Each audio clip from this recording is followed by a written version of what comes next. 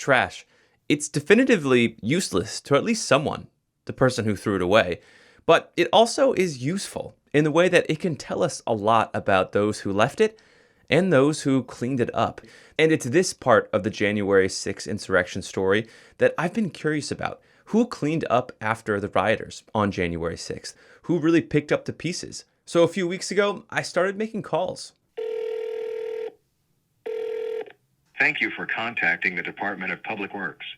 Turns out the Department of Public Works in DC really didn't play a part in the cleanup, in the aftermath. I also called U.S. Park Police, which oversees, the federal lands on the National Mall.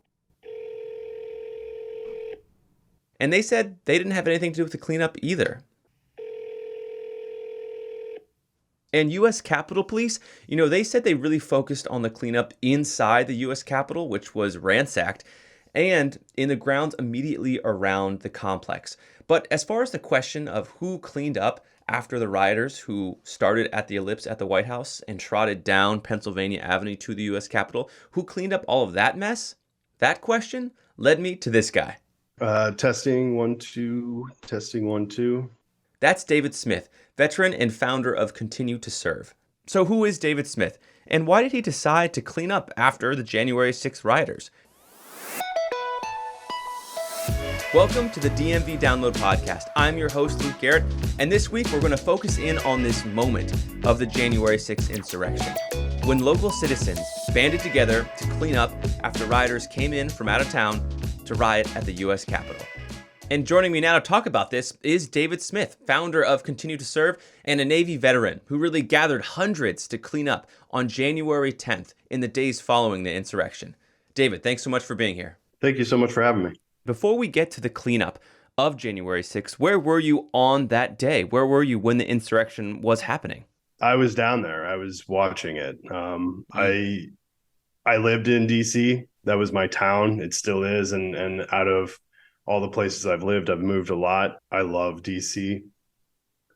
That day was rough. And I had two thoughts. One was I need to get my family and I need to get out of town because I don't know how this is going to unfold and it looks bad.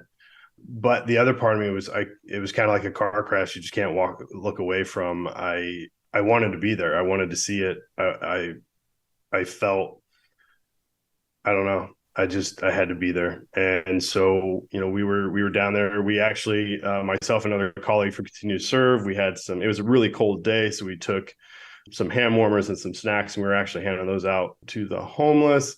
And then kind of just moving through and bearing witness to what was happening that day. And as you sort of, watched this car crash, what was going through your head? I genuinely thought, this is it. This is how democracy dies. It was very intense. There were so many weird things too. I heard chants about burn your blue line flag because they were so mad at the police for not letting them storm. We're trying to hold the upper deck. We're trying to hold the upper deck now. We need to hold the doors of the Capitol.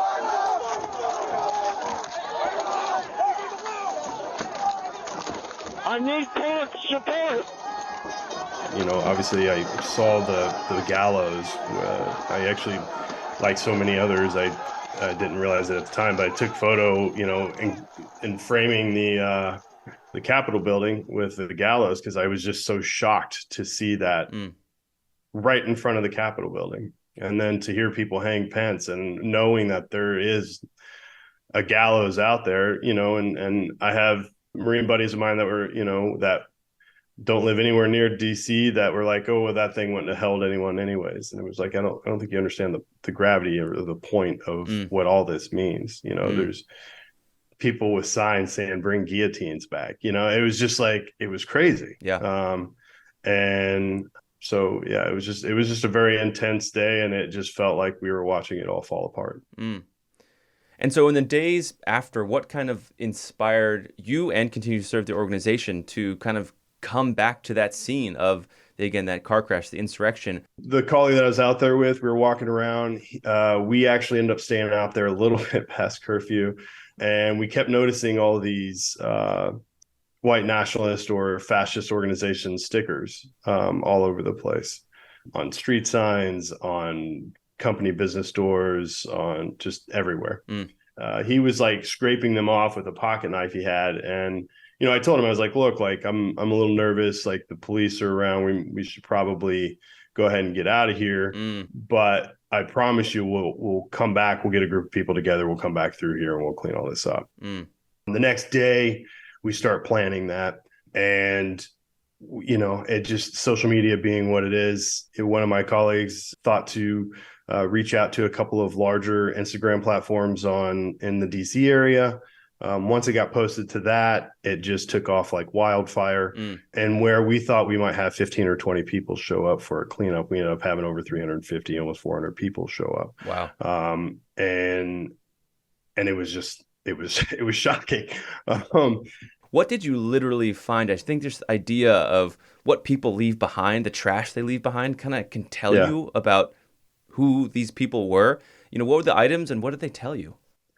Everything from, a lot of stickers. We also reached out to some local individuals to help repaint, do murals over the top of graffiti that had been done, of course, obviously with businesses' approval, and tents, signs, just an epic load of trash, just, from people that had been out there all day walking around, and they had just like left it strewn about, from beer cans and soda cans to food wrappers to Trump flags and banners, and just a lot of debris. And things that were broken, glass that was broken. It was a mess.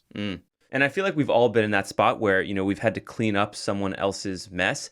And at least in my experience, you actually can learn a lot about someone who leaves a mess behind from those items that you mentioned: tents, glass, bottles, stickers. What did that tell you about these people that came and rioted at the Capitol? I think after 6 months of listening to people talk about how protesters who are trying to fight for social justice, who, yes, at times things got a little unruly, but they were people who are fighting for their lives, is how they feel, as opposed to a more privileged part of society that doesn't experience as many of those hardships, and coming out and just destroying the facade of what is our capital city of our nation, and doing so under the argument that they're doing it to fight for the Constitution. It's quite a disparity. And David, you chuckled at that use of the Constitution, which, you as a veteran, as a former service member, took an oath to. Tell us about your service in the military and how that's kind of gotten you here. I joined the military in 2007 as a hospital corpsman, served with the Navy for 13 years, spent some time overseas with the Marines as a combat medic, and served honorably for 13 years and had a career across from, the United States. Actually, I was never actually on a ship, which was kind of ironic. And what drew you to the military? Why did you want to be in the Navy? I think 9/11 had a pretty big impact on that decision. My uncle, my grandfather was also in the Navy, so there is this heritage to that. My uncle was actually a corpsman, so it just it kind of fell into that line. And I just wanted to do something for my country. I wanted to, I don't know, be a part of something bigger than myself, I guess. And I thought the military would be that. Was it that? Was it bigger than you? And what was that like? I grew up hyper conservative. My father was a Baptist minister. I grew up in rural Oklahoma and Missouri. And since Afghanistan, for me, that changed a lot of my perspectives on things, had a huge impact. And then it was a decade of unrolling a lot of those hyper conservative ideas that I once had when I finally left, because the first time I ever left the country was to go to Afghanistan. So, and David, if you don't mind me asking, what sparked that change? What sparked or instigated, that rolling back, that shift in perspective? I had an amazing linguist who I had countless hours sitting in the back of our vehicle or on foot patrols and talking to, who allowed me to ask a lot of honestly ignorant questions, but just I didn't know what I didn't know. And had a lot of patience with me. And about 6 months after being in Afghanistan, I was watching this baby that was being washed in this really dirty water, because they just pump water up from the ground and with no filters or anything like that. So they're just holding this baby in this like spigot. And I had this kind of epiphany moment of what would happen if I was born here. Why would that make me the bad guy? And from that point on, it just really, I grew up, Christian background, but why is it that I've believed for so long that like Islam is this terrible thing, right? Because I did. That's how I felt at the time. And now looking back, it's like, wow, it's a much different perspective on things. I kind of have this saying that, people go to war and they either find God or they lose him. And, I think war is a polarizing event for anyone who goes, and the effects on you can be pretty grand, and can be life-changing. And it was for me. And David, just hearing you talk, I can't help but thinking about the Oath Keepers. This is a group of veterans who claim to be keeping their oath to the Constitution. A lot of those members have talked about their time at war inspiring their action, and they acted surely on January 6th. And your organization, Continue to Serve, also proposes to keep your oath to the Constitution.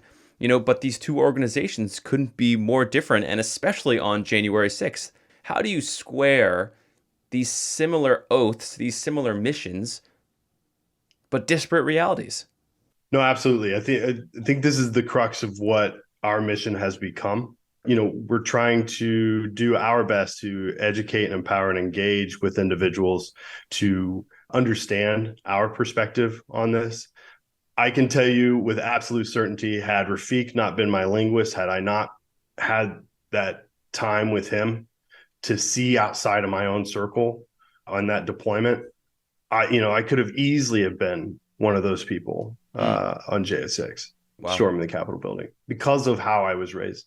And not necessarily how I was raised, but just the environment I was raised in, the people I idolized growing up, Mark Levin, Rush Limbaugh, all these people that had these impacts on how I saw the world, but it was through a closed lens. And I think our mission and our purpose is to try to provide as much information as we can.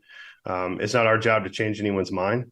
Everyone's free to be an idiot if you want to be. But when it comes to how do you say who's right? I mean, our catchphrase is remember your oath, right? So I didn't know who the Oath Keepers was when I came up with that. I probably wouldn't have used that one had I known that.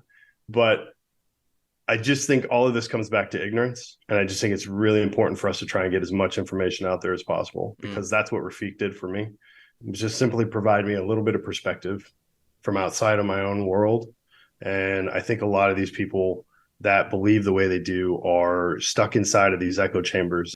It created this radicalization in a way of people on both sides. And January 6th, wasn't your first rodeo.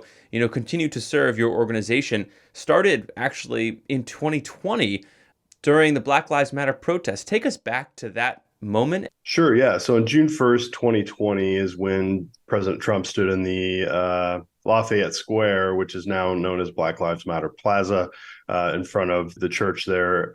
I was actually watching the news that day. I was off work. I was at home, and I was waiting for him because I had heard that he was going to speak with regards to the protests that had been happening due to George Floyd. And of course, this had been going on for months, and really Trump hadn't said anything at this point. And so I was curious to know what he was going to say about it. And watching what happened on June 1st,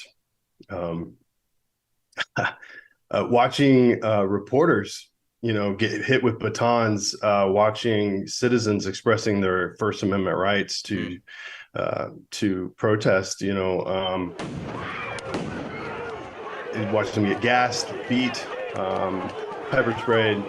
It was just gut wrenching. And then to see that Trump was at the same time saying things like, I support people's right to speak out and da da da da, but then he obviously was not. And it hit me hard. It just felt like this is not what I served in the military for. This is not what I see America as being.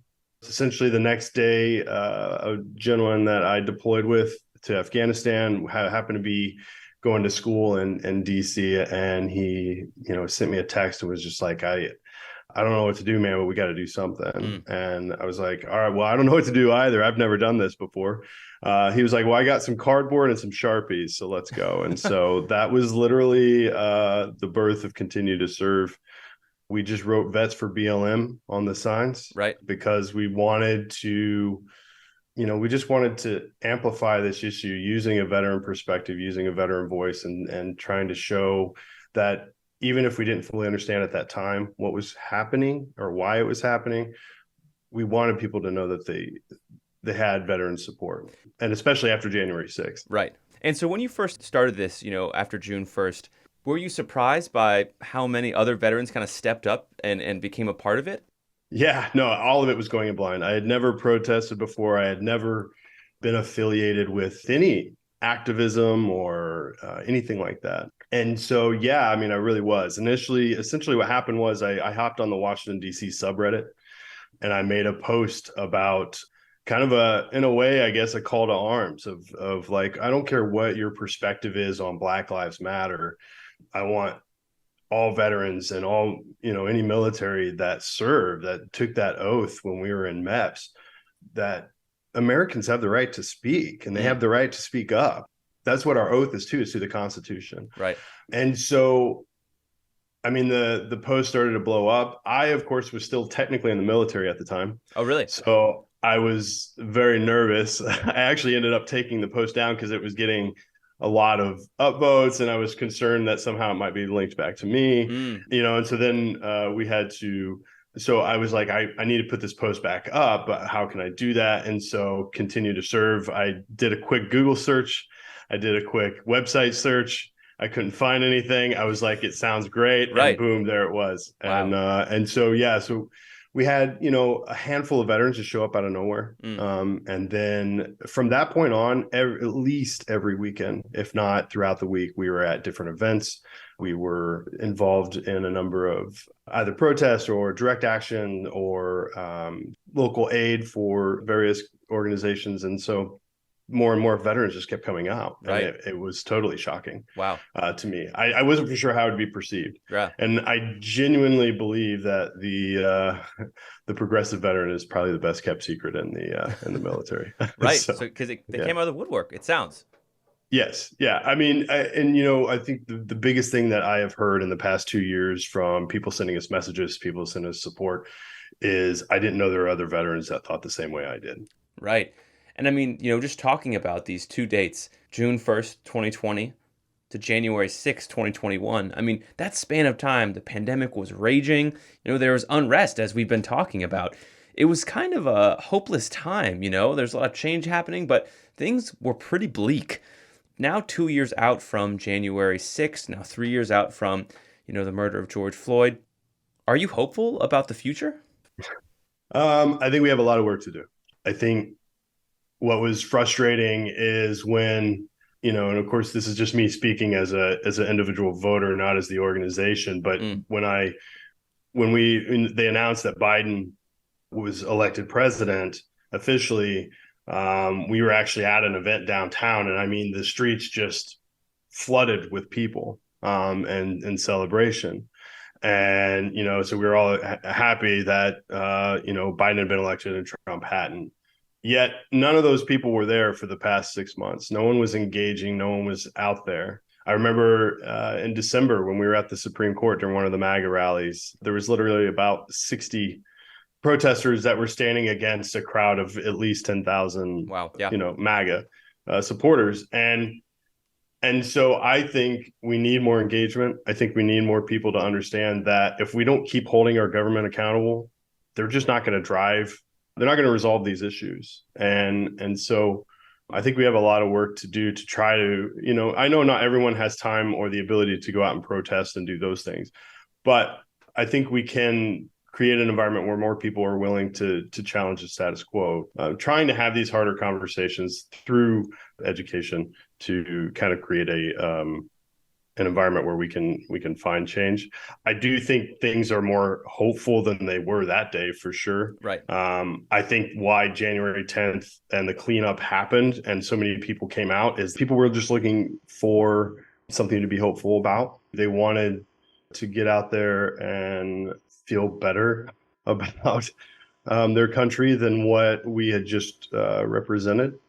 And so I think there's a lot to be hopeful for. And I think there's a lot that I'm happy that we are in this place where we're at now, where we can start to usher in some of these changes, some social changes that need to take place. But I just think that we have a lot of work to do, because I don't know that there's enough people out there that think it's that their voice matters. I don't know that they understand how much of an impact they can have when they show up to an event or when they volunteer for, mutual aid or any of those things. There's ways where we can all help kind of move us from where we were January 6th to where we should be. Well, David Smith, founder of Continue to Serve, thank you so much for your perspective, your thoughts, and just kind of sharing part of your life and how it's led you to this moment. Thanks for having me on. And before we go, this week, the world heard one of the loudest echoes from the January 6th insurrection. Officials in Brazil are vowing to punish thousands of supporters of former President Jair Bolsonaro, who stormed the Capitol on Sunday, hoping to have him return to power. Rioters overtook police and stormed government buildings, all in the name of overturning an election that they think is stolen.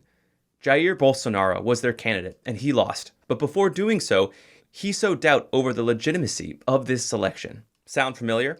Now, there are a few notable differences, and I don't mean to conflate these two totally.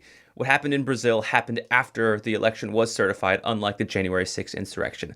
But it's almost impossible to not see the shadow of the January 6th insurrection looming over this riot in Brazil's capital over a presidential election. Meantime, we're still trying to figure out what exactly happened on January 6th itself. This week in D.C. federal court, Enrique Tarrio, leader of the Proud Boys, and 4 other group members are facing trial for seditious conspiracy. Testimony is expected in the coming days. The story of January 6th is still unfolding, and I'm sure there'll be much more we'll learn as time goes on. But for now, that'll do it for us today on the DMV Download. Thank you so much for listening. This podcast is brought to you by WTOP News. Listen on 103.5 FM in the DC area, 107.7 FM in Virginia, 103.9 FM in Frederick, Maryland, online at WTOP.com, and of course on the WTOP News app. You can find this podcast wherever you listen. Please reach out with your ideas and rate the show if you get the chance. I'd love to hear what you think about the show. Have a great rest of your week, and I'll see you on Wednesday.